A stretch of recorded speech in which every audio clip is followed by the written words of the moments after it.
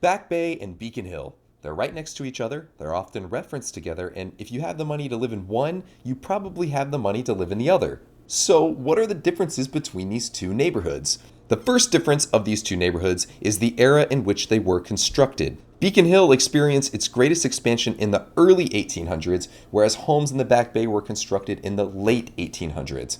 This resulted in the completely different architectural styles that we see today. Second, Beacon Hill, as the name implies, is on a hill. Back Bay actually sits on top of reclaimed marshland and is entirely flat. So, how do these first two differences, the era in which and geography on which these two neighborhoods were developed, affect your living situation in the present day? More than you might think. Let's talk about your commute in the Back Bay versus your commute in Beacon Hill. Both neighborhoods provide favorable access to the metro, aka T lines. If you're getting to the T, you're likely walking. And let me tell you, walking to the nearest T station in Back Bay is far easier than walking to the nearest T station in Beacon Hill because the Back Bay is flat.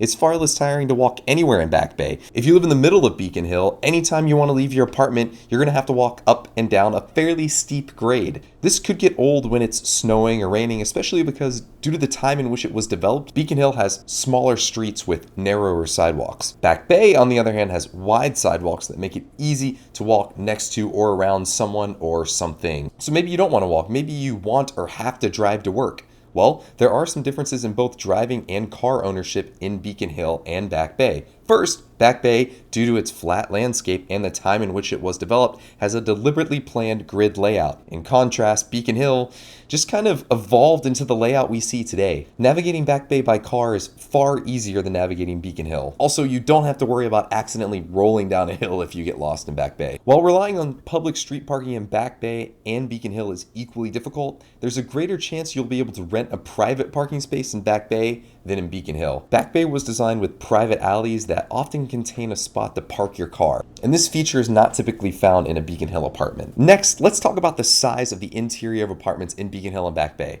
Back Bay apartments were designed to be larger and less dense than apartments in Beacon Hill. Obviously, this creates more living space for you today, but there's one other key aspect in this difference of apartment size that's not as obvious.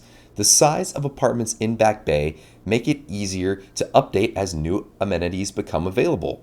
Apartments in both Back Bay and Beacon Hill were developed before washing machines, dishwashers, centralized AC, and modern heating, but with more space, Back Bay apartments provided more space for the required infrastructure and parts necessary to add these amenities later. For example, in some Beacon Hill apartments, it's just not feasible to add laundry facilities within your unit. Note there are apartments in Beacon Hill with all of these amenities and some in Back Bay without, but generally speaking, it was easier to install modern amenities within Back Bay. Regardless of which neighborhood you might be moving to, don't assume your apartment will have these amenities and do your research. There's also a large difference in the type of shopping available to residents of each neighborhood. Back Bay has all of your name brand stores on Newberry and Boylston Street. If there's a clothing line or technology company that you enjoy perusing, more than likely it's on one of these two streets. Conversely, Beacon Hill tends to have much smaller local boutiques. It might sound like I'm hyping Back Bay over Beacon Hill, and that's not what I'm doing.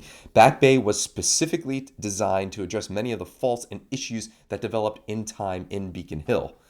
Back Bay was the chance to start with a clean slate and create a desirable neighborhood from scratch. Don't let anything I'm saying scare you away from the great opportunity to live in Beacon Hill. The history is unmatched, the location is fantastic, and activities and public transit are close. Just know what you're getting into. So this is just a quick overview of some of the key differences between Back Bay and Beacon Hill. Please let me know if you've spotted any differences on your own or if you have any questions about either neighborhood. Please like the video if you enjoyed and subscribe to see similar videos.